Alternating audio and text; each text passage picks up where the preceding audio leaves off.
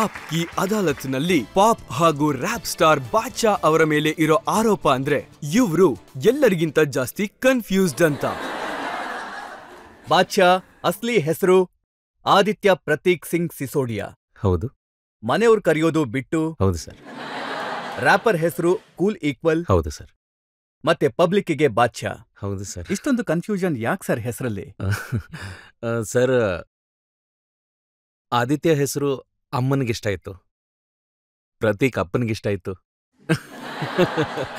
ಅದಕ್ಕೆ ಅವ್ರಿಗೆ ಒಬ್ರ ಮೇಲೆ ಒಬ್ರಿಗೆ ನಂಬಿಕೆ ಆಯ್ತೋ ಇಲ್ಲೋ ಗೊತ್ತಿಲ್ಲ. ಅದಕ್ಕೆ ಎರಡು ಸೇರಿಸಿ ಹೆಸರು ಇಟ್ಬಿಟ್ರು. ಸಿಂಗ್ ಸೋದಿಯಾ ಮನೆ ಹೆಸರು, ಮತ್ತೆ ಇಬ್ರು ಹಳ್ಳಿಯಿಂದನೇ ಬಂದಿರೋದು. ಹಳ್ಳಿಗಳಲ್ಲಿ ಆದಿತ್ಯ ಪ್ರತೀಕ್ ಅಂತ ಯಾರೂ ಕರೆಯಲ್ಲ. ಅದಕ್ಕೆ ಒಂದು ಚಿಕ್ಕ ಹೆಸರು ಕೇಳಿದ್ರು, ಬಿಟ್ಟು ಅಂತ ಹೆಸರು ಬಿತ್ತು. ಅದಕ್ಕೆ ಬಿಟ್ಟು ಅಂತ ಕರೆಯಕ್ಕೆ ಶುರು ಮಾಡಿದ್ರು. ಆಮೇಲೆ ನಾನು ರ್ಯಾಪ್ ಮಾಡಕ್ಕೆ ಶುರು ಮಾಡಿದೆ ಇಂಗ್ಲೀಷಲ್ಲಿ. ಆಗ ನನ್ನ ಇಮೇಲ್ ಐ ಡಿ ಏನಿತ್ತೋ ಕೂಲ್ ಈಕ್ವಲ್ ಏನೋ ಇರ್ತಿತ್ತು, ಯಾಹೂ ಮೇಲ್ ಏನೋ ಇದೆ ಇತ್ತು ಅನ್ಸುತ್ತೆ. ಆಮೇಲೆ ಕೂಲ್ ಈಕ್ವಲ್ ಅಂತ ಹೆಸರಿಟ್ಕೊಂಡೆ. ಆಮೇಲೆ ನನಗನ್ನಿಸ್ತು ನನ್ನ ಹೆಸರಲ್ಲಿ ತೂಕ ಇಲ್ಲ ಅಂತ, ನನ್ನಷ್ಟು ತೂಕನೂ ಇಲ್ಲ ಅಂತ.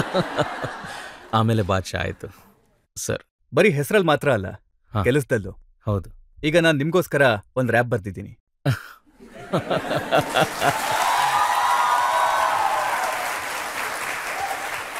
BHUನಲ್ಲಿ ಬಂದೇ ಮೊದಲು, ಮೆಸ್ಸಲ್ ಮಾಡ್ಕೊಂಡೆ ಎನ್ರೋಲು.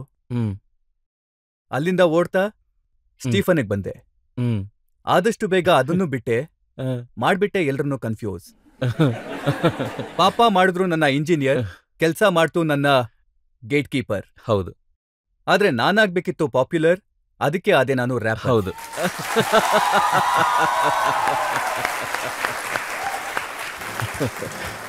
ಹೌದು ಪಾಸ್. ಇವತ್ತು ನಿಮ್ಮನ್ನ ರ್ಯಾಪ್ ಮಾಡೋದು ನೋಡಿ ತುಂಬಾ ಖುಷಿ ಆಯ್ತು ಸರ್. ಯಾಕಂದ್ರೆ ನಮ್ಮ ತಂದೆಗೆ ನಾನು ರ್ಯಾಪರ್ ಆಗ್ಬೇಕು ಅಂತ ಹೇಳಿದಾಗ ಅವ್ರಿಗೆ ಗೊತ್ತೂ ಇರಲಿಲ್ಲ ರ್ಯಾಪ್ ಅಂದ್ರೆ ಏನು ಅಂತ. ಅವಾಗ ನಾನು ಹೇಳುವಾಗ ಅವ್ರು ನಂಗೆ ಕೇಳ್ತಾ ಇದ್ರು, ಹೇಳು ಏನ್ ಮಾಡ್ಬೇಕಂತಿದೆ, ಏನಂತ ಹೇಳು ಸ್ವಲ್ಪ ಅಂತ. ಅವ್ರಿಗೆ ಸಿಂಗರ್ಸ್ ಗೊತ್ತಿದ್ರು, ರ್ಯಾಪರ್ಸ್ ಗೊತ್ತಿರಲಿಲ್ಲ. ಸೊ ಇವತ್ತು ನಾನು ಅವ್ರಿಗೆ ಹೇಳೋಕೆ ಇಷ್ಟಪಡ್ತೀನಿ, ಅಪ್ಪ ನೋಡಿ ನಾನು ಮಾಡಿ ತೋರಿಸ್ಬಿಟ್ಟೆ. ನೀವು ನನ್ನ ತಡಿತಿದ್ರಿ ರ್ಯಾಪ್ ಮಾಡೋದ್ರಿಂದ, ನೀವು ನನ್ನ ರ್ಯಾಪ್ ಮಾಡೋದ್ರಿಂದ ತಡಿತಿದ್ರಿ, ನಾನು ಜಗತ್ಗೆ ಕಲಿಸ್ಬಿಟ್ಟೆ.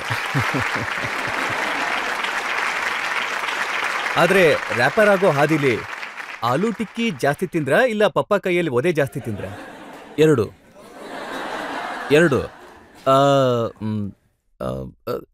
ನೋಡಿ, ಅಪ್ಪನ ಏಟು ತುಂಬ ಮುಖ್ಯ ಆಗುತ್ತೆ. ನನಗೇನು ಅನ್ಸುತ್ತೆ ಅಂದರೆ, ಅಪ್ಪನ ಏಟು ತಿಂದೇ ಇರೋನು ಅವನು ಮನುಷ್ಯ ಆಗೋದಿಲ್ಲ ಅಂತ. ಅಂದರೆ ಅವನು ದೊಡ್ಡವನಾಗ್ತಾನೆ, ಆದರೆ ಮನುಷ್ಯ ಆಗೋದಿಲ್ಲ ಅಂತ. ಮತ್ತೆ ಆಲೂ ಟಿಕ್ಕಿನೂ ತುಂಬ ತಿಂದಿದ್ದೀನಿ ಸರ್. ಬಿಟ್ಟು ಟಿಕ್ಕಿವಾಲ ಇದಾನಲ್ಲ, ಆ ಫೇಮಸ್ ಬಿಟ್ಟು ಟಿಕ್ಕಿವಾಲ, ನಾನು ಟ್ಯೂಷನ್ಗೆ ಹೋಗ್ತಿದ್ನಲ್ಲ, ಅಲ್ಲಿಂದ 10 ಹೆಜ್ಜೆ ದೂರದಲ್ಲಿ ಇದ್ದಾನೆ, ರಾಣಿಬಾಗಲ್ಲಿ. ಸೊ ಟಿಕ್ಕಿನೂ ಟ್ಯೂಷನ್ ಮುಗಿತಿದ್ದಂಗೆ ಟಿಕ್ಕಿನೂ ತುಂಬ ತಿಂದಿದ್ದೀನಿ ಸರ್. ಸೊ 5ನೇ ಕ್ಲಾಸಲ್ಲಿ ಒಬ್ಳು ಹುಡುಗಿನ ನೋಡ್ತಾ ಕೂತಿರ್ತಿದ್ರಲ್ಲ, ಅವಳಿಗೂ ಟಿಕ್ಕಿ ತಿನ್ಸಿದ್ದೀರಾ?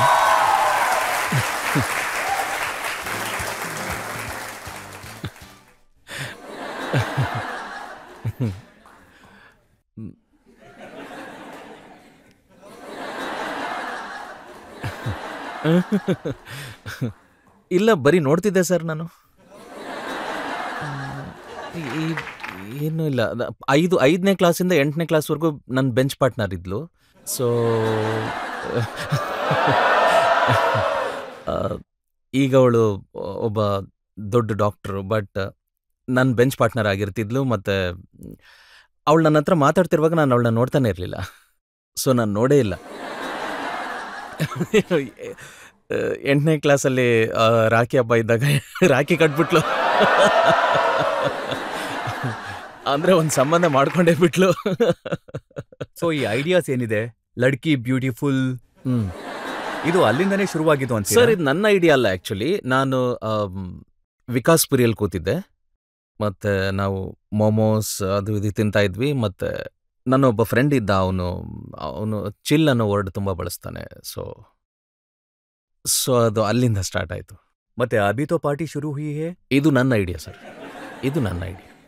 ಅದು ನಮ್ಮ ಚಿಕ್ಕಪ್ಪ ಒಬ್ರಿದ್ದಾರೆ, ಅವ್ರು ಯಾವಾಗಲೂ ಹೇಳ್ತಿರ್ತಾರೆ ಅಭಿ ತೋ ಪಾರ್ಟಿ ಶುರು ಹುಯಿ. ಸೊ ನಾನು ಅದನ್ನು ತೊಗೊಂಡೆ. ಅದು ನಮ್ಮ ಚಿಕ್ಕಪ್ಪನ ಐಡಿಯಾನೇ. ಆದರೆ ನಾವೇನಂದರೆ ಅಲ್ಲಿಂದ ಇಲ್ಲಿಂದ ಐಡಿಯಾಸ್ ತೊಗೋತಾ ಇರ್ತೀವಿ. ನಿಮ್ಗೆ ಹೇಗೆ ಎಲ್ಲದರಲ್ಲೂ ನ್ಯೂಸ್ ಕಾಣುತ್ತೋ ನಮಗೆ ಎಲ್ಲದರಲ್ಲೂ ಲಿರಿಕ್ಸ್ ಸಿಗುತ್ತೆ.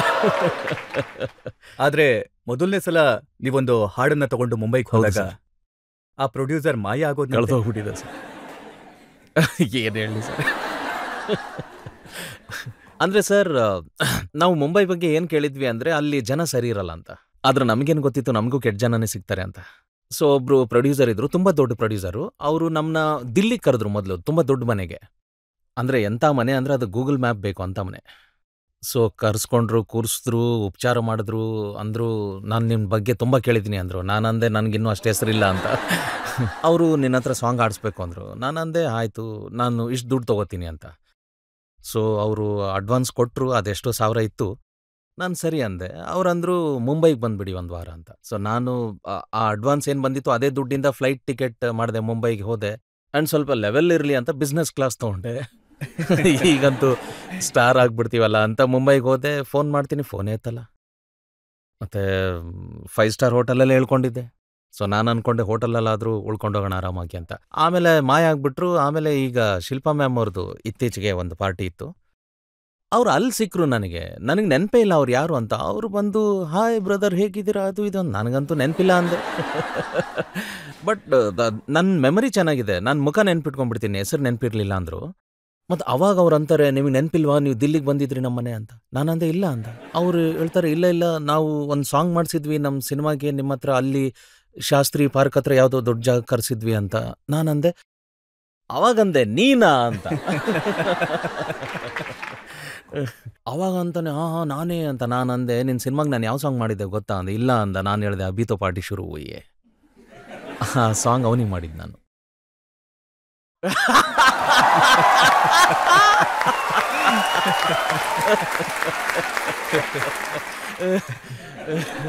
ಮಯ ಆಗ್ಬಿಡ್ತಾವ.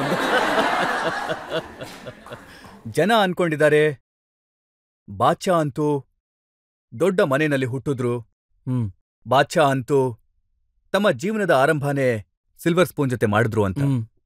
ನಾನು ಹುಟ್ಟಿದ್ದು ಎಂಥ ಮನೆ ಅಂದರೆ ಅಂದರೆ ದೆಲ್ಲಿಯಲ್ಲಿ ಮನೆಗಳಿರ್ತವೆ, ಫ್ರಂಟ್ ಇರುತ್ತೆ, ಬ್ಯಾಕ್ ಇರುತ್ತೆ, ಮಧ್ಯದಲ್ಲಿ ಓಣಿ ಇರುತ್ತೆ. ಸೊ ನಮ್ಮನೆ ಏನಿತ್ತು ಅದು ಬಾಡಿಗೆದಿತ್ತು, 2 ರೂಮ್ ಇದ್ವು, ನಾವಲ್ಲಿರ್ತಿದ್ವಿ. ಮತ್ತೆ ಆ ಓಣಿ ಇರ್ತಿತ್ತಲ್ಲ ಅದು ನಮ್ಮ ಪ್ಲೇ ಗ್ರೌಂಡ್ ಆಗಿರ್ತಿತ್ತು. ಅಲ್ಲಿ ಯಾವಾಗಾದ್ರೂ ಕನ್ಸ್ಟ್ರಕ್ಷನ್ ನಡೆಯುವಾಗ ಉಸುಗ್ ಹಾಕಿದ್ರೆ ಅದು ನಮ್ಮ ಪ್ಲೇ ಗ್ರೌಂಡ್ ಆಗಿರ್ತಿತ್ತು. ಯಾರಾದರೂ ಇಟ್ಟಿಗೆ ಇಟ್ಟರೆ ಅಲ್ಲಿ ಆಟ ಆಡ್ತಿದ್ವಿ. ಅಲ್ಲೇ ಸೈಕಲ್ ಓಡಿಸೋದು ಕಲಿತೆ. ಅಲ್ಲಿ ಹುಟ್ಟಿದ್ದು ಸರ್ ನಾನು. ಮತ್ತೆ ಆದರೆ ನಮ್ಮ ತಂದೆ ತಾಯಿ ನನ್ನ ಅಪ್ಬ್ರಿಂಗಿಂಗಲ್ಲಿ ಏನೂ ಕೊರತೆ ಮಾಡಿಲ್ಲ ಸರ್.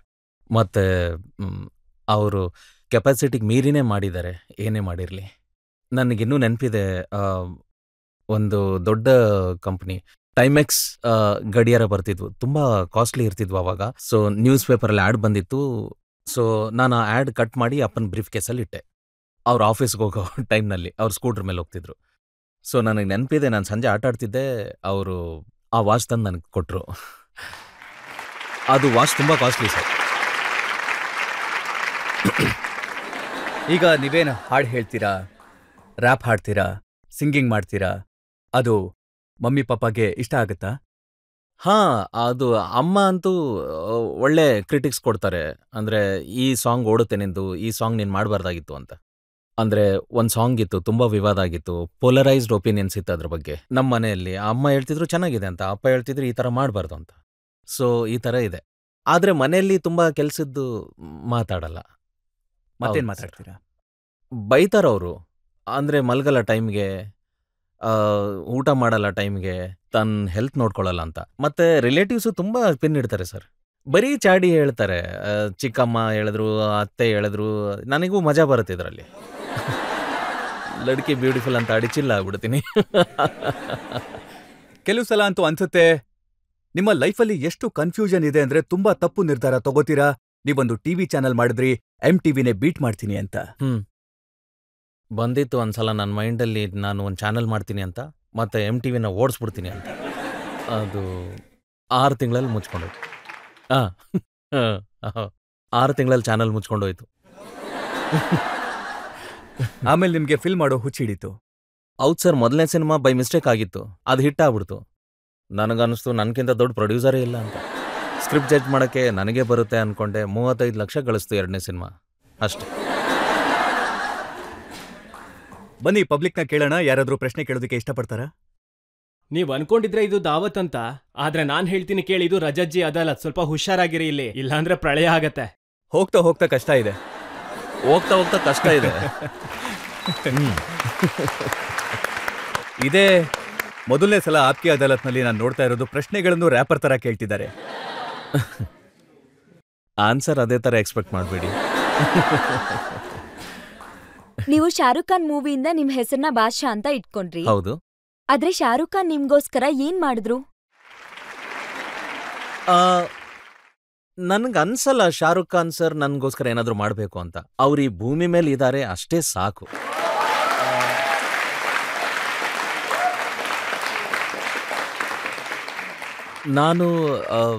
ನಾನು ಅವರ ದೊಡ್ಡ ಫ್ಯಾನ್, ತುಂಬ ದೊಡ್ಡ ಫ್ಯಾನ್. ತುಂಬ ಜನ ಇದ್ದಾರೆ ಅವ್ರ ದೊಡ್ಡ ಫ್ಯಾನ್ಸ್. ಆದರೆ ಅವರು ನಮಗೊಂದು ಸ್ಪೆಷಲ್ ಥಿಂಗ್ ಮಾಡಿದ್ದಾರೆ.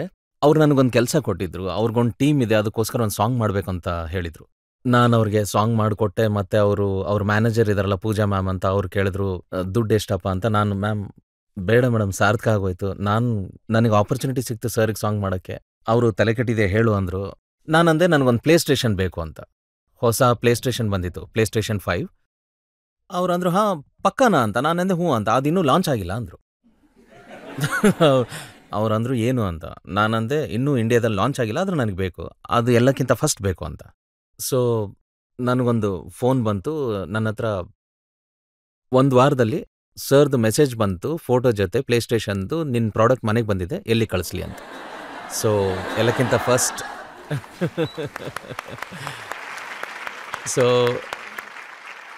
ಫಸ್ಟ್ ಪ್ಲೇ ಸ್ಟೇಷನ್ ಇಂಡಿಯಾಗೆ ಬಂದಿತ್ತು ಶಾರುಖ್ ಸರ್. ನಾನೆಷ್ಟು ಮೂರ್ಖ ಅಂದರೆ ನಾನು ಸರ್ ಸೈನು ತೊಗೊಂಡಿಲ್ಲ ಅದ್ರ ಮೇಲೆ. ಬಟ್ ಅದು ಸರ್ ಮೋಯ ಆಗೋಯ್ತು. ಒಬ್ರು ವ್ಯೂವರ್ ನನಗೆ ಪ್ರಶ್ನೆ ಕಳಿಸಿದ್ದಾರೆ, ಮತ್ತೆ ಅವ್ರು ಕೇಳಿದ್ದಾರೆ, ನೀವು ಒಂದು ಟ್ಯಾಟೂ ಮಾಡಿಸಿದ್ದೀರಾ, ಅದ್ರ ಬಗ್ಗೆ ತುಂಬಾ ಎಂಬರಸ್ ಆಗ್ತಿರಂತೆ, ಕೈ ಮೇಲೆ ಹಾಕಿಸ್ಕೊಂಡಿರೋ ಟ್ಯಾಟೂ ಬಗ್ಗೆ. ಈ ಟ್ಯಾಟೂ ಇದೆಯಲ್ಲ, ಇದ್ರ ಮೇಲೆ ನೀವು ಫೋಕಸ್ ಮಾಡಿದ್ರೆ ಇದು ಮುರಿದೋಗಿರೋ ಹೃದಯ, ಇದ್ರ ಮೇಲೆ ಬ್ಯಾಂಡೆಡ್ ಆಗಿದೆ. ಇದು 35ನೇ ವಯಸ್ಸಲ್ಲಿ ಮನುಷ್ಯ ಇದನ್ನು ಮಾಡಿಸಿದ್ರೆ ಚೆನ್ನಾಗನ್ಸಲ್ಲ. ನನಗೆ ಗೊತ್ತಿಲ್ಲ ನಾನು ಯಾಕೆ ಮಾಡಿಸ್ದೆ ಇದು ಅಂತ. ಜನನೂ ಅದನ್ನೇ ಕೇಳ್ತಾ ಇರೋದು, ಆಕೆ ಯಾರು? ನಿಮ್ಮ ಹೃದಯನ ಒಡೆದವರು ಇದ್ಲು ಸರ್ ಯಾರು. ಮದುವೆ ಆಗಿದೆ, ಮಕ್ಕಳಿದ್ದಾರೆ, ಈಗ ಅವಳಿಗೆ ಗಂಡ ಇದ್ದಾನೆ. ಅಂದರೆ ಸುಮ್ಮನೆ ಯಾಕೆ, ಅವಳದೀಗ ಫ್ಯಾಮ್ಲಿ ಇದೆ ಈಗ. ಸೊ ಆಕೆ ಒಬ್ರೇನಾ ಅಥವಾ ಇಲ್ಲ,